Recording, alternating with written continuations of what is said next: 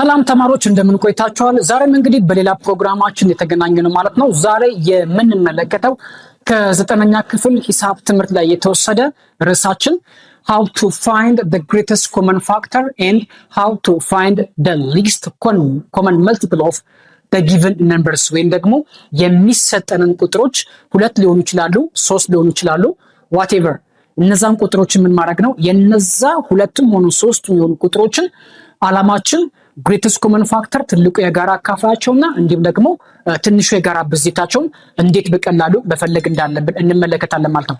እንደዚህ ያለ ይዘት ያለው ትምህርት የምትማሩ ተማሪዎች ካላችሁ በየትኛውም በኢትዮጵያ ክልል ላይ ሆናችሁ ማለት ነው እጅግ በጣም ለእናንተ የሚጠቅማችሁ ትምህርት ነው። ለቤቱ አዲስ ከሆናችሁ ሰብስክራይብ በማድረግ እንዲሁም ደግሞ ቪዲዮ ላይክ በማድረግ ጀምሩት። እጅግ በጣም ቀላል ነገር ነው። እኔም እየሰራሁ እናንተም እንደምትሞክሩት ተስፋ አደርጋለሁ።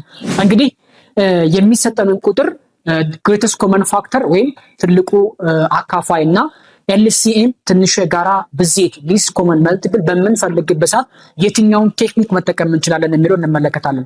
እንደምታውቁት እንግዲህ ታች ክፍል ላይ እነዚህን ክፍልፋዮች እነዚህን ቁጥሮችን ትልቁ የጋራ አካፋይ እና ትንሹ የጋራ ብዜት ለመፈለግ አብዢ ዛፍ እንጠቀም ነበረ። ወይም ደግሞ እነዚህን ቁጥሮችን ፕራይም ፋክተራይዝ ማድረግ ወይም በብቸኛ ትንትን እንገልጻቸው ነበር። አሁንም እንደዛ ነው የምናደርገው። ቁጥሮችን አስቀድመን እነዚህን ቁጥሮች ፕራይም ፋክተራይዝ ማድረግ ይጠበቅብናል ማለት ነው።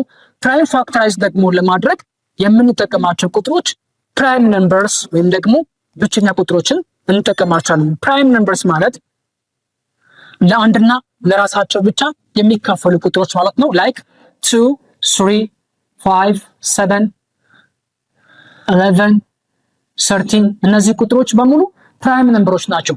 ስለዚህ በዚህ ምሳሌ መሰረት እነዚህን ቁጥሮች ምን ማድረግ ነው ፕራይም ፋክተራይዝ ማድረግ ይጠበቅባቸዋል ማለት ነው።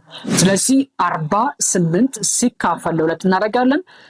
24 and 24 is divided by 2 is 12 12 divided by 2 is 6 6 is also divided by 2 is 3 and 3 is divided by 3 the quotient is 1 ስለዚህ ምን እያደረግን ነው 48 ቁጥርን ፕራይም ፋክተራይዝ በመናረግበት ሰዓት ስንት ነው የሚሆነው 2 times 2 times 2 times is 2 the power of 4 times it is 3 እዚህ ጋር እንደምትመለከቱ 2 the power of 4 is 16 and then times by 3 is 14 8 48 ይሆናል ማለት ነው። ስለዚህ እዚህ ጋር የምትመለከቱ ቁጥር በአማርኛ ፕራይም በአማርኛ ብቸኛ በብቸኛ ትንትን መናገር ማለት ነው። ወይም ደግሞ ፕራይም ፋክተራይዝ ተደርጓል ማለት ነው። በተመሳሳይ መልኩ ደግሞ 72 ቁጥርን እንደዚሁ ማካፈል እንጀምራለን። 72ን በስንት ማካፈል በሁለት ስናካፍለው 36 36 is also divided by 2 ይሄንን የምትመለከቱት ቁጥር እስከ መጨረሻው ድረስ በሁለት የሚካፈል ከሆነ በሁለት እያካፈልን እንጨርሳለን ማለት ነው። በሁለት የማይካፈል ከሆነ ድጋሚ በ3 ቼክ እናደርጋለን።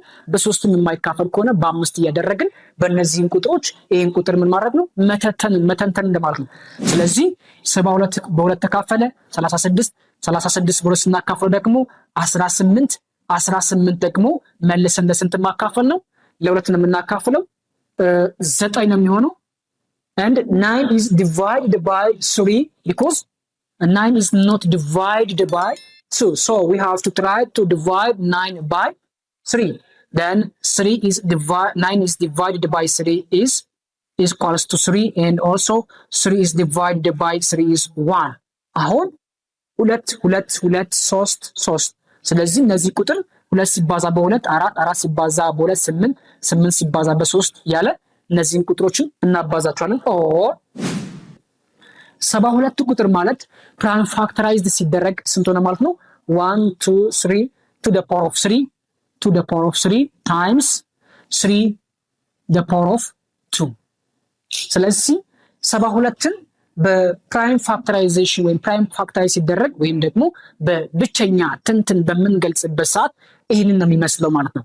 በተመሳሳይ መልኩ ደግሞ 48 ቁጥርን በብቸኛ ትንት ወይም ደግሞ written as prime factorized form ሲሆን ደግሞ to the power of 4 times 3 and 72 is also to the power of 3 times 3 the power of 2 and then ከዛ በኋላ ምንድነው መፈለግ ያለብን ማለት ነው how to find the greatest common factor and how to find the LCM of 48 and 72 እዚህ ጋር ማስተዋል ያለባችሁ ነገር ምንድነው ትልቁ የጋራ አካፋይ በመትፈልጉበት ሰዓት የጋራ የሆኑ ቁጥሮችን ቼክ መደረግ አለበት ስለዚህ አሁን ምን ማድረግ አለብን ማለት ነው greatest common factor GCF of 48 and 72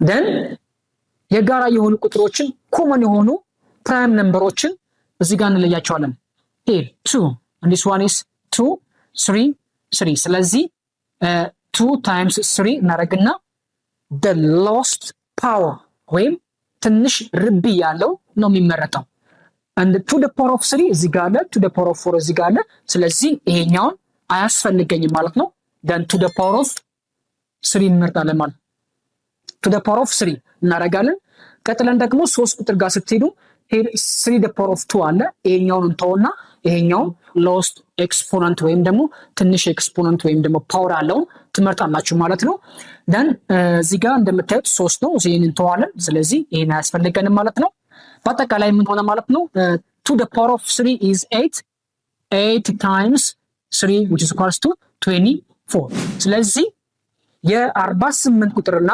የ72 ቁጥር ትልቁ የጋራ አካፋያቸው ስንት ሆነ ማለት ነው 24 መሆን ይችላል ወይም 24 ነው ማለት ነው ስለዚህ አሁን እኔ ደግሞ በቀጣይ መገልጽላችሁ ወይም በቀጣይ ደግሞ ምን ነገናኝበት እንዴት አድርጋችሁ LCM መፈለግ ትችላላችሁ እስከዛ ድረስ ይሄኛውን በማየት LCM ትንሹ የጋራ ብዜት ይሄኛውን ቁጥር በማየት እነዚህን በማየት እናንተ ትንሹ የጋራ ብዜቱን ደግሞ መፈለግ ትችላላችሁ ማለት ነው በቀጣይ ደግሞ በሌላ ቪዲዮ እንደምንገናኝ ተስፋ አደርጋለሁ ይሄን ቪዲዮ ወደዳችሁት ይጠቅማል ብላችሁ ካሰባችሁ ለሌሎች ተማሪዎች እንዲደርስ ሼር ማድረግ ትችላላችሁ ሐሳብ አስተያየት ካላችሁ ማለት ነው ኮሜንት ላይ አሳውቁኝ በቀጣይ በሌላ ቪዲዮ እንደምንገናኝ ተስፋ አደርጋለሁ ስላዳመጣችሁ አመሰግናለሁ ይመቻችሁ